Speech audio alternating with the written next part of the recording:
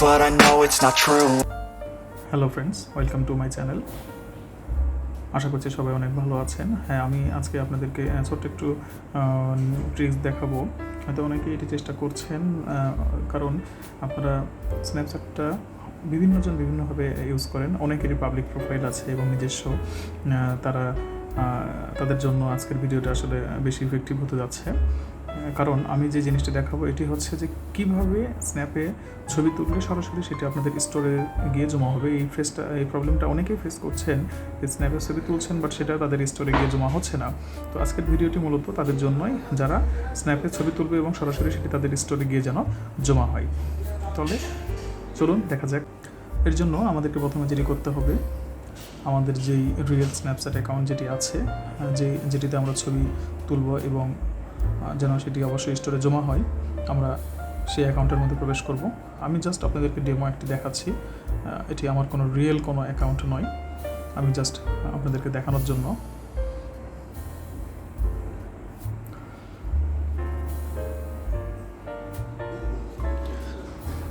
বিষয়টি খুবই সিম্পল একটি বিষয়। আপনারা একটু জাস্ট মনোযোগের সহিত ভিডিওটা দেখুন। খুবই ছোট্ট একটু ভিডিও, খুব বেশি সময় আমি নেব না এই ভিডিওটি তৈরি করার জন্য।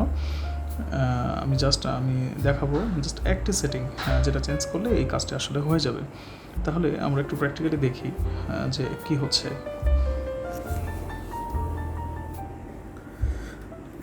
আপনারা আমার ফোনের স্ক্রিনে একটি কিবোর্ডের ছবি দেখতে পাচ্ছেন। তো আমি চেষ্টা করব এই ছবিটা তোলার জন্য। তো জাস্ট আমি এই পিকচারটা আমি তুলব এবং আমি চাচ্ছি যে এটা আমার গ্যালারিতে যেন সেভ হয়ে যায়।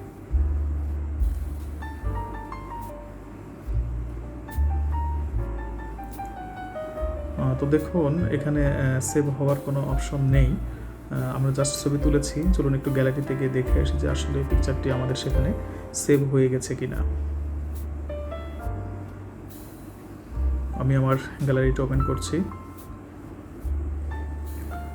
দেখুন, আমার গ্যালারিটি লক্ষ্য করুন, এখানে কিবোর্ডের কোনো ছবি আসলে নেই। তাহলে আমরা বুঝতে পারলাম যে আমাদের অবশ্যই ভিতরে সেটিংসের কোথাও একটু প্রবলেম আছে, যার কারণে আমাদের এই কাজটি হচ্ছে না। তাহলে চলুন দেখে নেই যে ভিতরে এমন কোন সেটিং আছে যেটি করলে আমরা জাস্ট ছবি তুললে ছবিটি আমাদের গ্যালারিতে চলে আসবে। তাহলে আমাদের আবার যেটি করতে হবে, পুনরায় আমাদের অ্যাকাউন্টসে ফিরে আসতে হবে। ফিরে আসার পরে আমি আবার একটু ব্যাকে দিলাম, ডিসকার্ড করে দিলাম। দেখুন, কিবোর্ডটা আবারও দেখতে পাচ্ছি। তো এটির আগে যেটি করতে হবে আমাদেরকে, প্রথমে দেখুন বাম পাশের উপরে আপনার যে প্রোফাইল পিকচারটি আছে সেখানে ক্লিক করতে হবে। এখানে ক্লিক করার পরে যেটি করবেন, আপনাদের ঠিক ডান পাশের যে সেটিং অপশনটি আছে, আমরা সেই সেটিংস অপশনে ক্লিক করব। সেটিং অপশনে ক্লিক করার পর একটু স্ক্রল ডাউন করে একটু নিচে আসবো।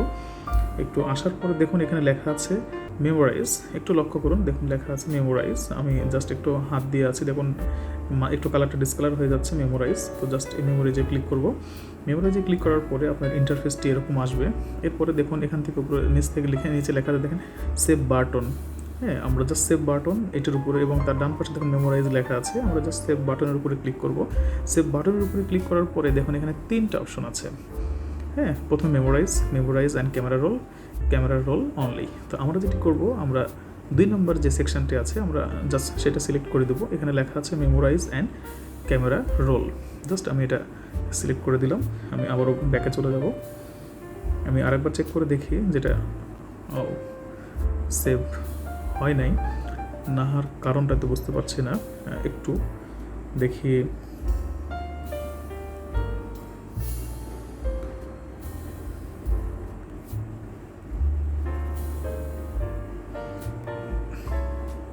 দেখুন এখানে দেখতে পাচ্ছি আমরা সেভ বাটনে মেমোরাইজ অ্যান্ড ক্যামেরা রোল এটি চলে এসেছে। এখন আমরা ব্যাকে চলে যাব, আমাদের ক্যামেরায় আবার চলে যাব। আমরা এখানে ক্যামেরায় আসার পরে আবারও সেই কিবোর্ডে চলে আসলাম। এখানে কিবোর্ডে আসার পরে আমরা যেটি করব, এখন আমরা একটা ছবি তুলে দেখব। আমরা ছবির সঙ্গে বিভিন্ন কিছু এখানে যুক্ত করতে পারি ইচ্ছা করলে। দেখুন এই যে এরকম বিভিন্ন ধরনের আসলে ইফেক্ট আছে, যে ইফেক্টের আমরা দিয়ে ছবি তুলতে পারি ইচ্ছা করলে। ফাইন্ড ফেস খুঁজতেছে, এখানে অনেক ধরনের ইফেক্ট আছে। আপনার ইচ্ছা করলে যে কোনো ইফেক্ট এখানে ইউজ করতে পারেন। আমি কোডি বানা করি, দেখুন জাস্ট এটাই ধরুন, আমি এইটা একটু ক্লিক করলাম। আমার অটোমেটিক উঠে গিয়েছে। আমি আরেকবার একটা জিনিস করব, আমি একটু এটুকু ধরে থাকবো, এটি সম্পূর্ণ ক্লিয়ার হওয়া পর্যন্ত ধরে থাকবো। দেখি এটা আসলে কি হিসাবে যুক্ত হইতে হয়। একটা পিকচার ওখানে দেখেন, ট্যাপ টু ট্রিম, দেখুন বাম পাশে একটা পিকচার চলে এসেছে, যাই এটা ভিডিওর মতন চলে এসেছে। এখন আমরা দেখি যে আমাদের আসলে পিকচারটা কোথাও জমা হয়েছে কিনা। আমরা চলুন আবার আমাদের স্টোরে চলে আসি, এখানে একটু দেখি। পিকচারটা এখনও আসে নাই, চলুন আরেকবার একটু ট্রাই করে দেখি আসলে কোথায় প্রবলেম হচ্ছে।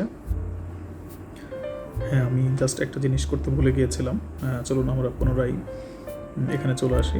তো জাস্ট আমি আরেকবার আপনাদেরকে একটু দেখাচ্ছি, হয়তো অনেকেই মিস করে যেতে পারেন। আপনারা জাস্ট আপনাদের প্রোফাইলে ঢুকবেন, সেটিংস অপশনে গেবেন, যে সেটিংস অপশনে যাওয়ার পরে যেটি করবেন, একদম নিচে আসবেন, এসে মেমোরাইজে ক্লিক করবেন। মেমোরাইজে করার পরে দেখবেন সেভ বাটনে এসে memorize and camera roll, just এটা সিলেক্ট করে দিবেন। আর কোনো কাজ নাই এখানে। এরপর আমরা ক্যামেরাতে চলে আসবো। আসার পরে ছবিটা পুনরায় তুলছি, জাস্ট এই ক্লিক করলাম, ছবিটা অটোমেটিক উঠে গিয়েছে। ঠিক এখন দেখুন নিচের এক ডান পাশের নিচে দেখুন একটা ডাউন অ্যারো কি আছে, জাস্ট আপনারা ডাউন অ্যারোকিতে ক্লিক করবেন, অটোমেটিকলি এটা সেভ হয়ে যাচ্ছে। তারপরে এখন আমাদের গ্যালারিতে চলে যাই, দেখুন আমাদের এখানে কিবোর্ডে যে ছবিটি অটোমেটিক চলে এসেছে। আজকের ভিডিওটি মূলত আপনাদের এইটুকু দেখানোর জন্যই। তো যদি কারো ভালো লেগে থাকে অবশ্যই আমার চ্যানেলটিকে সাবস্ক্রাইব করে পাশে থাকবেন এবং আপনাদের ফ্রেন্ডের মধ্যে শেয়ার করে দিবেন, জাস্ট এটুকুই আমার চাওয়া। এবং একটি সুন্দর করে লাইক করে দিবেন। Thank you very much.